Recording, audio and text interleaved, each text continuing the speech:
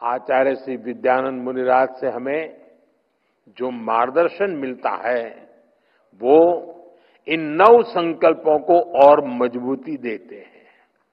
इसलिए आज इस अवसर पर मैं उन 9 संकल्पों को फिर से आपके साथ साझा करना चाहता हूं। पहला संकल्प पानी बचाने का है। एक एक बूंद पानी की कीमत समझनी है। ये हमारी जिम्मेदारी भी है और धरती मां के प्रति फर्ज भी।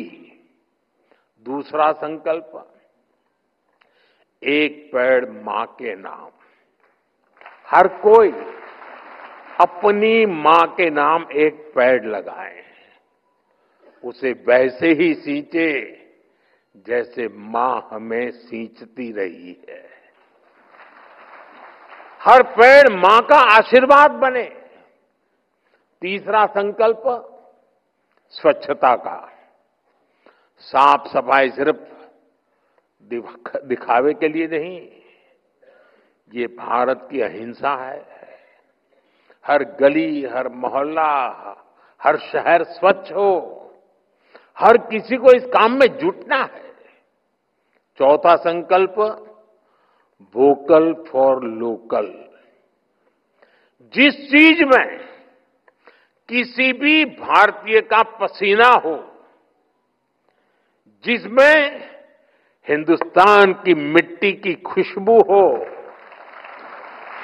वही खरीदनी है। और आप में से ज्यादातर लोग व्यापार कारोबार में रहते हैं। आपसे मेरी विशेष अपेक्षा है, अगर हम व्यापार में हैं तो हमें अपनों के बनाए सामान को ही प्राथमिकता से बेचना है। सिर्फ मुनाफा नहीं देखना है और दूसरों को भी प्रेरित करना है। पांचवा संकल्प देश का दर्शन। दुनिया देखनी है, जरूर देखिए, लेकिन अपने भारत को जानिए, समझिए, महसूस कीजिए।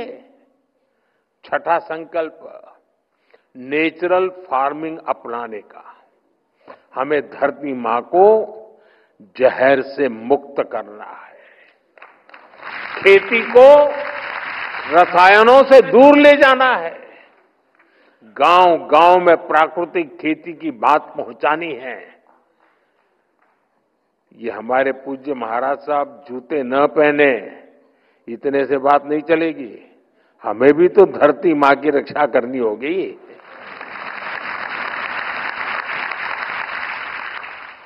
सातवां संकल्प हेल्दी लाइफस्टाइल का। जो खाएं सोचकर खाएं। भारत की पारंपरिक थाली में श्री अन्न हो।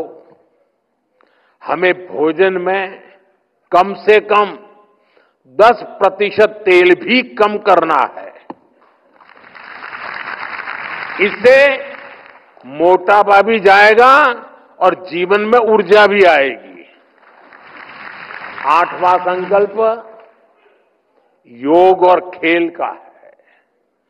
खेल और योग दोनों को दैनिक जीवन का हिस्सा बनाना है। नवा संकल्प गरीब की मदद करना।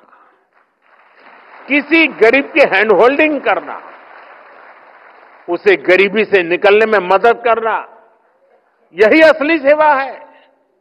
मुझे विश्वास है हम इन 9 संकल्पों पर काम करेंगे तो आचार्य श्री विद्यानंद जी मुनिराज जी को और उनकी शिक्षाओं को भी ज्यादा सशक्त करेंगे।